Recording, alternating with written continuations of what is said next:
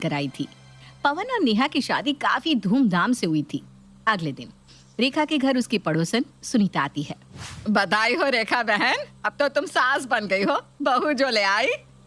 हाँ सुमन दीदी, ये तो है।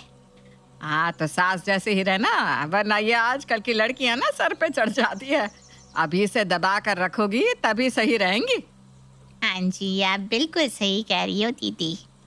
ताकि तो आप बहुत समझदार हो, अपने हिसाब से देख लो क्या सही है। ये कहकर सुनीता वहां से चली जाती है। तभी नेहा भी उठ जाती है। नेहा, आज का तो ठीक है, लेकिन हमारे घर में औरतें ना टाइम से उठ जाया करती है। ठीक है माँ जी, अब से देर नहीं होगी। चलो अब सभी के लिए कुछ बना दो। इतने में नेहा का भाई सोनू आ जाता है। उसके साथ उसके कुछ दोस्त भी होते हैं। अरे मेरी बहन क्यों खाना बनाएगी बंदूक ठोक के? सोनू और उसके दोस्तों को देखकर रेखा डर जाती है। अरे बेटा तुम आओ आओ, खाना तो मैं बना दूंगी। अरे नेहा बेटी बस मेरी मदद करेगी। ऐसे हम थोड़ी ना अपनी नई नई बहू से सारा काम करवाएंगे, है ना बहू? नहीं माँ जी, मैं खुद बना लूंगी, आप आराम करो। और भाई तुम यहाँ इतने सुबह सुबह, सब ठीक है ना? कुछ नहीं, बस देखने चलाया। तू ठीक तो है ना? कोई दिक्कत तो नहीं है ना बंदूक ठोक के? नहीं भाई, मैं बिल्कुल ठीक हूँ, यहाँ सब अच्छा है। अच्छा फिर मैं चलता हूँ, तू अपना ध्यान रख और कुछ भी बात हो तो बस घर के बाहर आवाज दे दियो, मैं आ जाऊंगा। ऐसा कहकर सोनू अपने दोस्तों के साथ वापस चला जाता है। बहू, तेरा भाई इतने लड़के लेकर क्यों आया था? यहाँ किसी से कोई गलती हो गई थी क्या? अरे नहीं माँ जी, वो तो सोनू के दोस्त हैं। असल में सोनू को कई लोग जानते हैं, उसकी जान पहचान काफी अच्छी है ना, इसलिए सब उसके दोस्त बन जाते हैं। इतना कहकर नेहा अपने काम में लग जाती है। सुमन अपने पति सूरज के साथ रेखा के घर आती है। कोई है क्या यहाँ? हाँ जी बताइए, क्या हुआ? मैं हूँ। वो हमने सुना कि आपको किराएदार चाहिए, हमें भी कमरा चाहिए था किराए पर। अच्छा, फिर तो ठीक है, चलिए मैं आपको कमरा दिखा देती हूँ। हाँ जी चलिए। रेखा उनको ऊपर की तरफ ले जाती है और कमरा दिखा देती है, और नीचे आते समय नेहा को सुनाकर कहती है, जी ये नीचे वाला एरिया है, इसमें मेरा परिवार रहता है। हम लोग शांति से रहने वाले लोग हैं, झगड़े और गुंडों से दूर रहना ही पसंद करते हैं। हमें बिल्कुल ऐसा ही घर चाहिए था, ताकि हम इस पर कब्जा कर सके। क्या मतलब? अरे इनका मतलब है कि रह सके। हमें भी गुंडे बिल्कुल पसंद नहीं है। ये लीजिए किराया, हम लोग अभी से ही शिफ्ट हो रहे हैं। सूरज रेखा के घर शिफ्ट हो जाता है। तभी घर शिफ्ट करते हुए सूरज को कुछ सामान बेकार सा दिखता है, जिसे देखकर वो रेखा से कहता है, रेखा जी ये सामान खराब है, इसका क्या करूं? फेंक दो जी इसे। तभी वहाँ सोनू अपने दोस्तों के साथ आ जाता है। किसको फेंकना है मुझे बताओ, बंदूक ठोक के फेंकाऊंगा। अरे बेटा, अपनी बंदूक के बिना भी कोई बात कर लिया कर। भाई वो कूड़ा फेंकने की बात हो रही है। अच्छा वो छोड़, तू यहाँ कैसे आया? कुछ नहीं, दोस्तों के साथ बैठा हुआ था, भूख लग गई तो सोचा तेरे पास आ जाऊं। सुना है रेखा आंटी बहुत अच्छा खाना बनाती है बंदूक ठोक के। हाँ तू बैठ, मैं बस अभी बना कर लाई। नहीं माँ जी, मैं बना कर ले आती हूँ। अरे बनाने दे, वरना बुढ़ापे में आंटी की हड्डियों में जंग लग जाएगा। दोनों भाई बहन बैठकर बातें करते हैं और रेखा सारा खाना बना लेती है। लो बेटा खाना खाओ। क्या स्वाद है, मजा आ गया बंदूक ठोक के।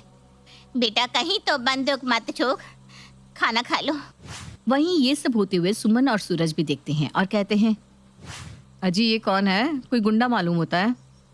लगता तो मुझे भी यहाँ का कोई बड़ा गुंडा है। तो हमें इसका इस घर में आना जाना बंद करवाना होगा, तभी हमारा मकसद पूरा होगा। तुम बिल्कुल सही कहती हो, हमें रेखा के कान भरने होंगे ताकि वो इस गुंडे का यहाँ आना जाना बंद कर दे। फिर मौका पाकर सुमन रेखा के पास जाती है और कहती है, बहन जी ये गुंडा आपके यहाँ क्या करने आया था? अरे क्या ही बताऊं, ये मेरी बहू का भाई है। आए दिन घर आ जाता है और धमका के रखता है। डर के मारे इसकी बात माननी पड़ती है।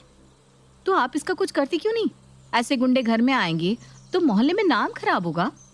आप बिल्कुल सही कह रही हो। मैं कल ही अपने बेटे से बात करके इस गुंडे का घर में आना जाना बंद करवाती हूँ। अगले ही दिन रेखा अपने बेटे पवन से कहती है, बेटा मुझे ये लड़का सोनू कुछ ठीक नहीं लगता। गुंडों की तरह कभी भी घर में घुस आता है और खुद तो खाता ही है, अपने आवारा दोस्तों को भी ले आता है और यहाँ खाना खिलाता है। माँ वो नेहा का भाई है ना? तो मैंने कब बोला बहन है? मैं तो बस ये कह रही हूँ कि उसका यहाँ आना जाना बंद करवा दो ताकि हम शांति से जी सके। ठीक है माँ, मैं नेहा को बोल दूंगा। इसके बाद पवन नेहा के पास जाकर कहता है, अब सुनो नेहा, माँ को ना सोनू का यहाँ आना जाना पसंद नहीं है, तो सोनू को कह देना आज के बाद यहाँ ना आए। भला ऐसा क्या कर दिया मेरे भाई ने? कोई नहीं, अगर आप लोगों को पसंद नहीं है तो मैं उसे मना कर दूंगी और आज के बाद मैं किसी के कहने पर भी उसको यहाँ नहीं बुलाऊंगी। ऐसे ही कुछ दिन निकल जाते हैं और सोनू का आना जाना बंद हो जाता है। देखा भाग्यवान, तुम्हारा चलाया हुआ तीर बिल्कुल निशाने पार जाकर लगा है। वो सोनू तो काफी वक्त से यहाँ आया ही नहीं। हाँ, और यही सही वक्त है, हमें अपना काम करके यहाँ से निकल जाना चाहिए। ऐसा सोचकर दोनों नीचे आकर सुमन के पास बैठ जाते हैं जहाँ पवन भी बैठा था। बहन जी, क्या बात है, आपकी एक बार कहने से ही उस गुंडे का यहाँ आना जाना बंद हो गया? हाँ, अपना तो ऐसा ही है। ये घर मेरा है तो यहाँ ऑर्डर भी तो मेरा ही चलेगा ना। हाँ हाँ, वो तो है, लेकिन आज के बाद से ना यहाँ ऑर्डर सिर्फ हमारा चलेगा। क्या मतलब है तुम्हारा? मतलब ये कि आज से ये पूरा घर हम दोनों का हुआ। ऐसे कैसे तुम दोनों का हो जाएगा? किराएदार हो, अपनी हद में रहो, वरना उठाकर बाहर फेंक देंगे। ओहो, देखो तो सही, हमें उठाकर बाहर फेंकने की धमकी दी जा रही है। इतना कहकर सुमन एक बंदूक निकालकर पवन के सर पे लगा देती है। अब बोलो, कौन घर से बाहर जाएगा? अरे ये क्या कर रहे हैं आप लोग? अरे यही तो हमारा काम है, पहले तुम जैसे लोगों को फंसाना, फिर तुम्हारी जमीन अपने नाम कराना और किसी और को बेचकर भाग जाना। ये तुम दोनों ठीक नहीं कर रहे हो। नेहा, नेहा जल्दी यहाँ आओ। अरे ये सब क्या है? कौन हो तुम दोनों? छोड़ दो मेरे पति को। बहू, तुम जल्दी से सोनू को बुलवा लो, वही इन दोनों को ठीक कर सकता है। हाँ नेहा, जल्दी से सोनू को फोन करो। नहीं, आप लोगों ने तो उसको यहाँ आने के लिए मना किया था ना। अरे मैंने तो माँ के चक्कर में मना किया था, वरना मैं भला अपने साले को क्यों मना करता। सोनू तो मेरा प्यारा प्यारा साला है, जल्दी से बुला लो ना। अरे बहू, मुझे माफ कर दे, मैं इन दोनों की बातों में आ गई थी और सोनू को आने से मना कर दिया। अभी तो जान गले में अटकी हुई है, अभी उसे बुला ले बेटा। अपना उल्लू सीधा करना कोई तुम दोनों माँ बेटे से सीखे। ये रोना धोना बाद में करना है बुढ़िया। चल पहले यहाँ अपने सिग्नेचर कर।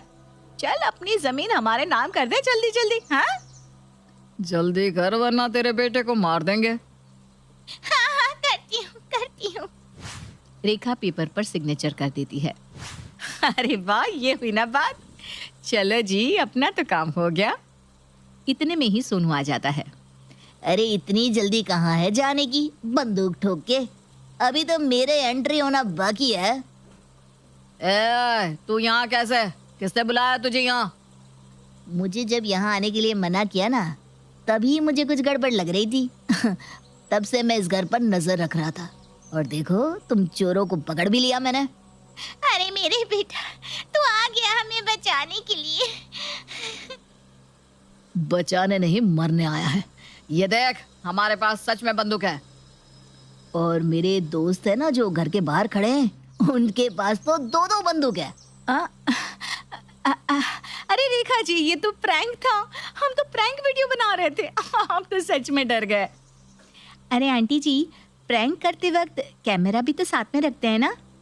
तभी वहाँ पुलिस आ जाती है और सूरज और सुमन को अरेस्ट करके ले जाती है और चोरों को पकड़ने के लिए सोनू को इनाम भी मिलता है।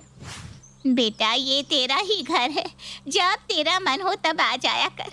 आज तू ना होता तो शायद ये घर ही ना होता। अरे आंटी, ये मेरी बहन का घर है, इस पर तो मैं आज भी ना आने दूं बंदूक ठोक के। सभी